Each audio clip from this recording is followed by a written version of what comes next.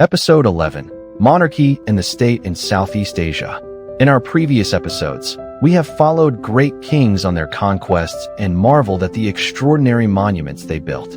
But a core question remains: where did their power truly come from? What compelled millions of people to bow in obedience, ready to labor and sacrifice for a single individual? The answer lies not just in military might. It lies in an ideology, a state structure, and a concept of kingship that was incredibly complex and unique. It was a world where the king was not just a ruler, but a god, the very axis of the universe. Welcome back to the History of Southeast Asia series. In Episode 11, we will venture into the power center of the ancient empires to decode the mystery of monarchy and the state in the region. Part 1: The Two Faces of Kingship, Divine Right and Personal Prowess. To understand the kings of Southeast Asia, we must understand that their power was built on two foundations that seem different, yet were subtly intertwined: an imported foundation from India and a deep-seated indigenous one. The most famous imported foundation is the doctrine of the Devaraja, or God King, an Indianized concept. According to this doctrine, the king is the earthly incarnation of a supreme Hindu deity, usually Shiva or Vishnu.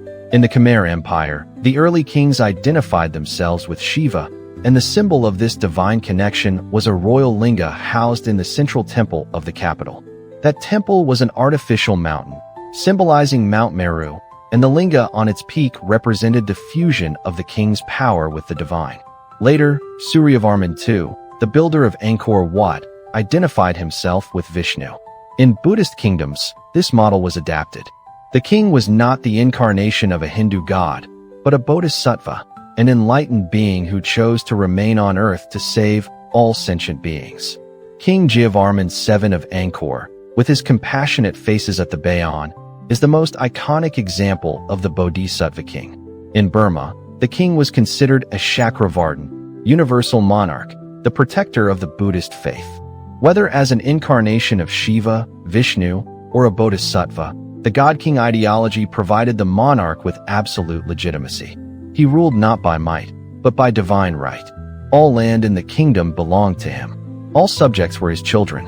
The prosperity of the kingdom, a bountiful harvest or a military victory, was seen as proof that the king possessed sufficient merit, barami, or good karma, and was favored by the gods.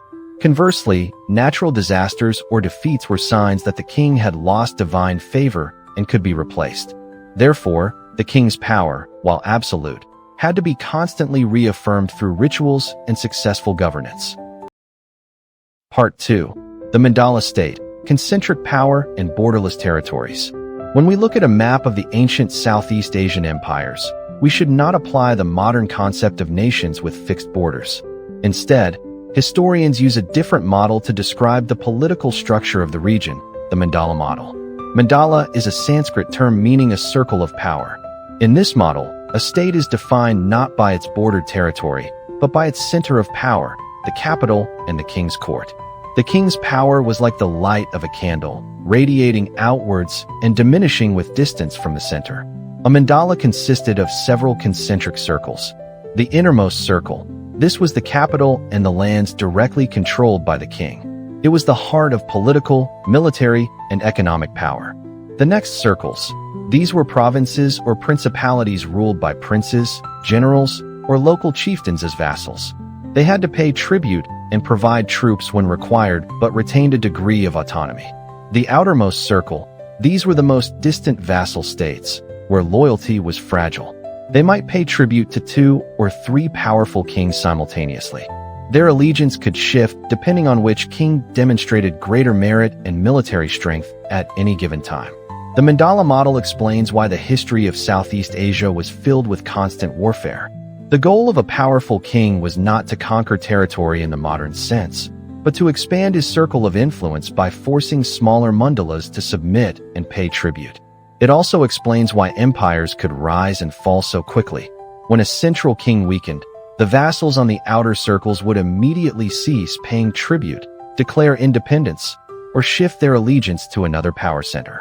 The entire structure of the empire was, therefore, in a constant state of flux and dynamism.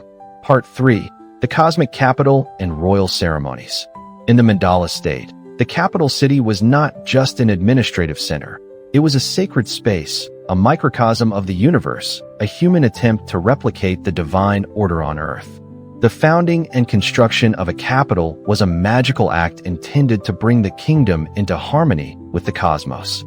The architecture of the capital often followed Hindu-Buddhist cosmology. The king's palace, located at the very center, symbolized Mount Meru, the sacred mountain at the center of the universe. The surrounding walls and moats represented the mountain ranges and oceans that encircled Mount Meru. The super city of Angkor by Jayavarman VII is the most perfect example, with the Bayon Temple at its heart, 5 great gates, and vast moats. Life within the palace was a world unto itself, run by thousands of officials, court ladies, and servants. Every action of the king was ceremonial, strictly regulated to maintain the harmony between the human world and the divine world. Royal ceremonies, such as the coronation, the royal plowing ceremony at the start of the year, or major religious festivals, were conducted with incredible elaboration. They were not just spectacles. They were magical acts to reaffirm the king's divine power and to ensure the prosperity of the entire kingdom. The symbols of kingship, or the royal regalia, also played a critically important role.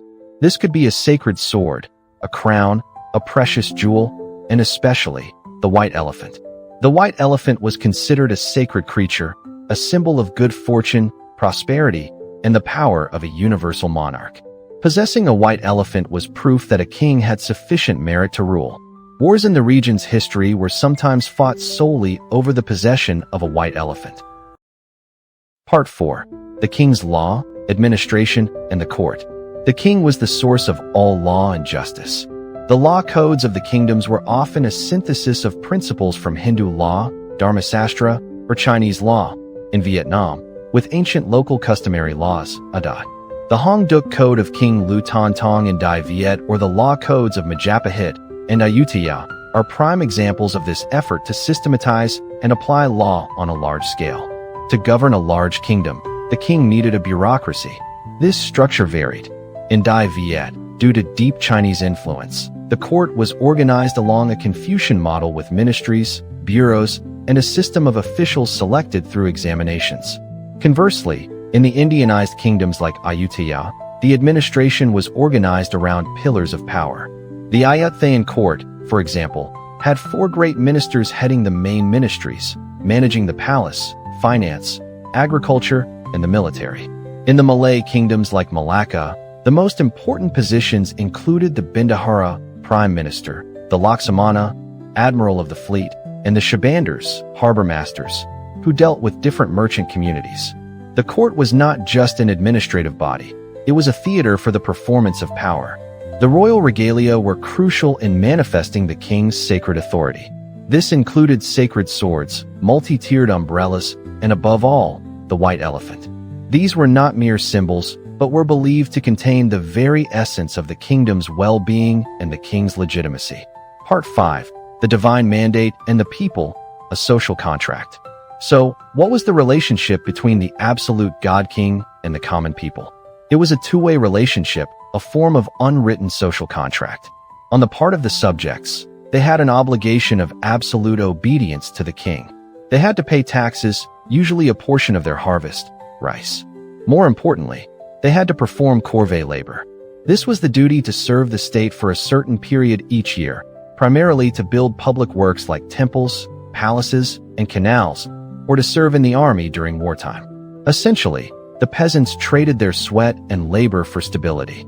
On the part of the king, to maintain his legitimacy and merit, he had to fulfill corresponding responsibilities. His most important duty was to maintain the order and harmony of the universe by correctly performing religious rituals. It was believed that if the king was devout and performed the rituals correctly, the gods would bless the kingdom with favorable rains and bountiful harvests. The king also had to be the protector of justice, the supreme judge who would hear petitions. And finally, he had to be a skilled military leader, able to protect the kingdom from external enemies and suppress internal rebellions. If a king failed in these duties, if the country was plagued by drought, famine, disease, or chaotic wars, it was seen as a clear sign that he had lost his merit, his divine favor. The mandate of heaven could be withdrawn, and a rebellion to overthrow the weak king and install a new leader with greater prowess was seen as a justifiable act. This implicit social contract created a delicate balance, governing the entire political cycle of the ancient Southeast Asian empires. The monarchy in Southeast Asia was a unique and sophisticated combination of divine and secular elements, of foreign culture and indigenous beliefs. The God-King model and the Mandala State created powerful empires and brilliant civilizations, but their inherent flexibility and personal nature also meant that the region was in a constant state of flux. When the European ships, with a completely different concept of the state, of borders, and of power, arrived, they entered a political world they could not fully comprehend. The collision between these two worldviews would create violent upheavals, which we will explore in the coming episodes.